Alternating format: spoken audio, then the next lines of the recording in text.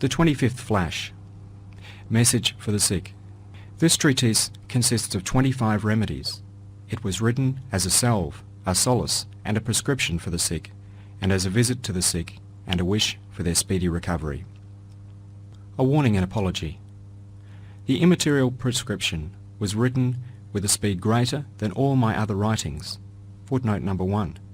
This treatise was written in 4.5 hours, signed Rushtu, Refed, Husrev, and Said. And since time could not be found in which to correct and study it, unlike all the others, it was read only once, and that at great speed, like its composition. That is to say, it has remained in the disordered state of a first draft. I did not consider it necessary to go over carefully the things which had occurred to me in a natural manner, lest they be spoilt by arranging them and paying them undue attention. Readers, and especially the sick, should not feel upset and offended at any disagreeable expressions or harsh words and phrases. Let them rather pray for me. In the name of Allah, the Merciful, the Compassionate. Those who say when afflicted by calamity, to Allah do we belong, and to Him is our return. Quran, Surah 2, verse 156. Who gives me food and drink, and when I am ill, it is He who cures me. Quran, Surah 26, verses 79-80. In this flash, we describe briefly 25 remedies which may offer true consolation and a beneficial cure for the sick and those struck by disaster, who form 1/10 of mankind. First remedy. Unhappy sick person, do not be anxious, have patience. Your illness is not a malady for you, it is sort of a cure. For life departs like capital. If it yields no fruits, it is wasted. And if it passes in ease and heedlessness, it passes swiftly. Illness makes that capital of yours yield huge profits. Moreover, it does not allow your life to pass quickly.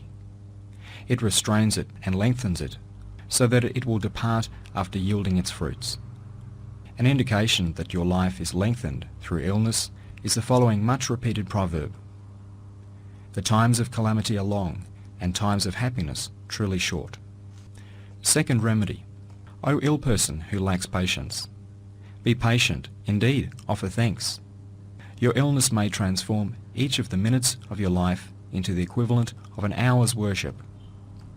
For worship is of two kinds. One is positive, like the well-known worship of supplication and the 5 daily prayers. The other are negative forms of worship, like illness and calamities. By means of these, those afflicted realize their impotence and weakness. They beseech their all-compassionate Creator and take refuge in Him.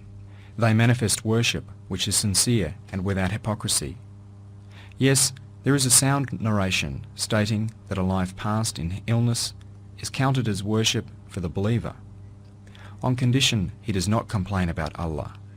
It is even established by sound narrations and by those who uncover the realities of creation, that 1 minute's illness of some who are completely patient and thankful becomes the equivalent of an hour's worship, and a minute's illness of certain perfected men the equivalent of a day's worship. Thus, you should not complain about an illness, which as though transform 1 minute of your life into thousands of minutes, and gains for you long life. You should rather offer thanks. Third remedy. Impatient sick person. The fact that those who come to this world continuously depart, and the young grow old, and man perpetually revolves amid death and separation testifies that he did not come to this world to enjoy himself and receive pleasure.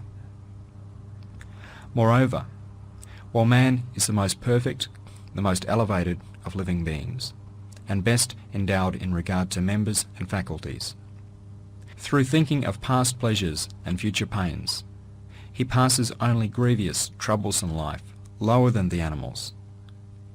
This means that man did not come to this world in order to live in fine manner and pass his life in ease and pleasure. Rather, possessing vast capital, he came here to work and do trade for an eternal, everlasting life. The capital given to man in his lifetime. Had there been no illnesses, good health and well-being would have caused heedlessness.